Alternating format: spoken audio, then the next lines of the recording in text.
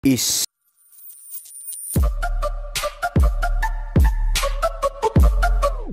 noong lumabas ang MPV car ng Toyota Motor Philippines na Toyota Rush, nagkaroon ng panibagong pagpipilian ang mamamayan na nagbabalak bumili ng pampamilyang sasakyan pagdating sa mga multi-purpose 7-seater car dito sa Pilipinas. Isa ito sa may tuturing practical, sulit at medyo affordable na klase ng utility na magagamit mo sa lahat ng bagay. Pwedeng pang araw-araw dahil hindi naman ito ganun kalakihan at may katipiran din pati sa gasolina. Maganda rin itong gamitin sa pamamasyal, lalo na kung kasama ang buong pamilya dahil sa malawak na espasyo sa interior kasama ang compartment-based storage na lagayan ng mga gamit ay talagang kapaki-pakinabang. Ang Toyota Rush ay isang maliit na multipurpose na sasakyan na ibinibenta upang direktang makipagkumpetensya laban sa maliliit na segment ng SUV sa Pilipinas. Inilunsad dito sa bansa noong May 2019 sa pinakaunang bersyon at available lang ang Rush sa isang 7-seater configuration at kilala bilang Daihatsu Terios sa iba pang Asian market. At makalipas ang ilang taon, ang Rush ay na-upgrade sa pinakabagong bersyon nito na tinatawag na Toyota Rush GR Sport Automatic Transmission. Bilang isa sa mga pinakabagong karagdagan ng Toyota Motor Philippines sa lineup model nito, ang Rush ay nakakuha ng ilang spotlight sa Philippine automotive scene dahil sa 7-seat capacity na may mataas na 220mm ground clearance size ay talagang hinangaan ng marami. Ito ay tulad ng isang SUV ngunit mas abot kaya at mas compact. Sa external na disenyo, dala nito ang signature na disenyo ng brand na may malaking front radiator grille, dalawang headlamp na maninipis at may dalawang fog lamp din sa ilalim. Meron itong front bumper skid extension na nagbibigay dito ng disenteng itsura, kasama ang mga matte black painted garnish na nakapalibot sa buong body nito. May mga fender arc garnish na rin itong kasama na makikita sa bawat wheelbase. At sa likuran, ang matatalas na shape ng mga combination lamp na may kasama na ring rear bumper reflector na dumadagdag sa pagiging maaasahang liwanag nito sa gabi. Sinamahan na rin itong modelo ng built-in rear spoiler, shark fin antenna at isang roof railing na nakaabang para sa mga ikakabit na roof rack sa itaas nito. Suma total, halos complete set na ang pang-external ng modelong ito. Konti na lamang ang idaragdag mo dito sa aftermarket, depende sa pangangailangan mo. Pinapagana ito ng 1.5-liter gasoline engine na 2NR VE dual VVTi inline 4-cylinder 16-valve dual overhead camshaft na makina. Yan ang kabuuang component nito at nakakonekta sa isang automatic type transmission na may 4-speed variable gear shifting na gumagawa naman ng lakas na 102 horsepower sa kada 6,000 RPM at 134 Nm ng torque naman sa kada 4,200 revolution per minute. Kaya ang nagagawang top speed nito ay umaabot ng 175 to 180 km per hour. May katipiran din ito sa fuel sapagkat ginamitan ito ng electronic fuel injected type na fuel supply na tumutulong para mas gumanda ang fuel economy. Kaya naman itong Toyota Rush ay may average fuel consumption na 14.1 km per liter. Meron din itong 45 liters na fuel tank capacity, kaya malayo-layo na rin ang mararating mo gamit itong MPV car ng Toyota. Pagdating naman sa suspensions, ginamitan ito sa front ng MacPherson Strat suspension na may mga malalaking coil spring na kasama at shock absorber, habang naka-multi-link naman ang rear suspensions nito na nagbibigay dito ng magandang bounce, biyahe at hindi ganong katagtag kahit maidaan sa malulubak at napaka-komportable. Meron din itong makakapit na braking system na naka-ventilated disc type sa front at drum brake type naman para sa rear brake. Pagkatapos niyan, binalutan ito ng makakapit ding mga gulong na may kabuuang sukat na 215 by 80R17 at mga naka-tubeless tires na may alloy wheel na mags. Pagdating naman sa interior, meron itong 7 mga komportabling seats na pwedeng i-fold at i-adjust, lalo na yung sa driver seats. Hindi naka-leather cover dahil naka-fabric cover lang ito. Pero may kasama na ring mga headrest pati na ang second row seats. May makikita ka ring mga 13 pirasong bottle cap holder nito na may mga kasamang mga bulsa o pocket na pwedeng paglagyan din ng mga gamit. Mayroon din itong accessories power socket at USB port na pwede namang pag-charge dyan ng gadget. Bukod pa dyan, nilagyan din ito ng aircon system na may kasamang auto climate control system at heater para ma-meet ng bawat pasahero ang kanya-kanyang preference pagdating sa temperature.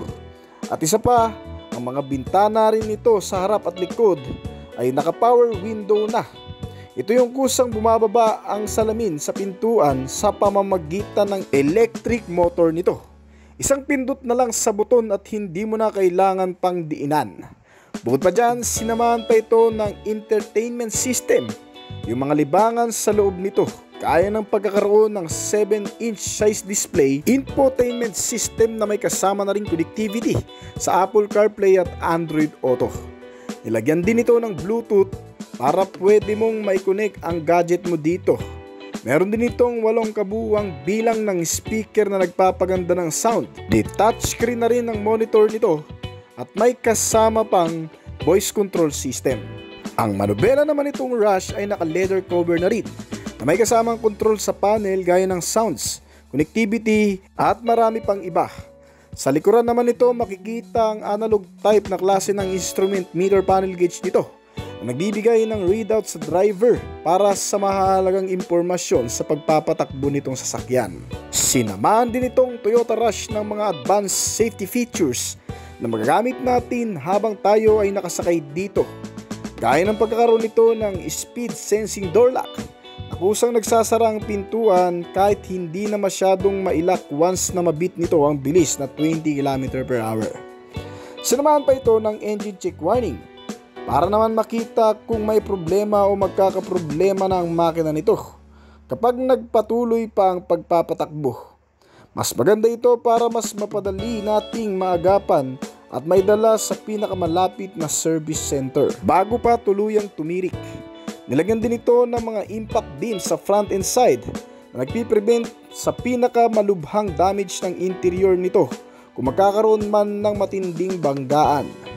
Meron din itong hill start assist na para naman sa mga paakyat na kalsada kung bigla kang mapapahinto sa ganong kondisyon na kung saan kahit hindi mo natapakan pa ang brake pedal ay kusa pa rin itong mag-i-stay sa kung saan ito nakahinto pansamantala. Pati sa pagpapark ay nilagyan din ito ng safety features para nang sa ganoon ay hindi tayo makasagi ng ibang mga sasakyan sa parkingan. Ang pagkakaroon nito ng parking sensor nakalagay sa rear portion na siyang tumutulong para maingat tayong makapag-park sa mga masisikip na parkingan. Pwede ito sa mga beginner lalo na yung mga nagsisimula pa lamang mag-aral magmaneho. At ang ilan pang particular na safety features nito gaya ng airbag sa driver at passenger seats, mga seatbelt sa kada upuan at may kasamang crash sensor. Lagyan din ito ng child safety lock at ISO fixed child mount para naman sa kabitan ng mga customized seats ng mga baby o infant. At nilagyan pa ito ng safety features na suporta sa braking system gaya ng tinatawag na anti-lock braking system o ABS. Ito ang nagpiprevent ng pag-unlock ng gulong kapag nakapag-brake tayo ng biglaan. Napiprevent din ng sistemang ito ang pagkaskid ng mga gulong na siyang nagre-resulta sa pagkawala ng balanse ng pagmamaneho. At kung wala ito, ay may tendency ring mag-crash at magpaikot-ikot itong sasakyan sa pinakamalakas na paggamit ng mga preno nito. Nilagyan pa ito ng EBD o tinatawag na Electronical Brake Force Distribution. Isang sistema na nagpapalakas sa kapit ng brake lalo na sa mga pababang kalsada at may karga itong mabibigat. Dahil dito ay mas lalakas ang kapit ng brake pads sa disc nito na sinusuportahan naman ng isa pang brake assist system para sa braking nito. Sinamahan pa ito ng Vehicle Stability Control System na safety features din na siyang nagpapanatili sa maganda at balanseng pagmamaneuver. May maintain ng maayos ang stability system nitong sasakyan lalo na sa off-road at mga biglaang pakurbada. At pwede mo rin palang magamit sa off-road condition nitong Toyota Rush dahil nilagyan ito ng isang sistema na safety features para sa malulubak na kalsada gaya ng tinatawag na traction control system. Napapanatili nito ang maayos na pag-ikot ng bawat gulong sa harap at likod man, na siyang tumutulong para hindi rin mawala ang balanse ng sasakyan once na maidaan natin sa mababato, mapuputik at mga matutubig na lugar. Ang bagong Toyota Rush update ay nagkaroon ng bagong estilo sa external design. Meron itong logo na GR Sport concept at may mga ilaw na naka-LED type na gaya ng headlamp, pati ang tail lamp nito. Mas pinaganda at mas naging sporty looking sa bagong anyo, pero hindi pa rin naman inaalis ang ilang mga makalumang estilo nito. Meron itong mga security features na magagamit din natin para hindi basta-bastang makarnap, manakaw at upang maging ligtas sa mga magtatangkad dito sa Toyota Rush. Gaya ng pagkakaroon nito ng central locking at power door lock. Isang security features na nagpapatibay ng pagkalak ng mga pintuan. Dahil dito kahit gamitan ng mga tools para mabuksan itong sasakyan ay hindi uubra. Maliban na lang kung babasagin ang mga salamin ng bintana. Nilagyan din ito ng engine immobilizer system na siyang pumipigil para hindi bastang mabuksan, mapagana ang makina nito kahit paggamitan ng electrical procedure o traditional way. At may kasama na rin itong anti-theft alarm system at anti-theft device. Pagdating naman sa kabuuang sukat, itong bagong Toyota Rush ay may kabuuang haba na 446.6 cm at may lapad ito na 168.7 cm at may kabuuang taas na 170.5 cm. Ang ground clearance nitong Toyota Rush ay umabot ng 22 cm na nabanggit na natin kanina. May 5 pintuan at 7 upuan na utility at maluwag na compartment storage para pagkargahan ng malalaking gamit, bagahe at kung ano-ano pa. Meron din itong sapat na sukat ng turning radius sa oras na ikaw ay mag-U-turn para hindi mo rin masakop ng maigi ang kabilang kalsada. Ito ay may sukat na 5.2 meter para sa mga pag-U-turn nito sa highway.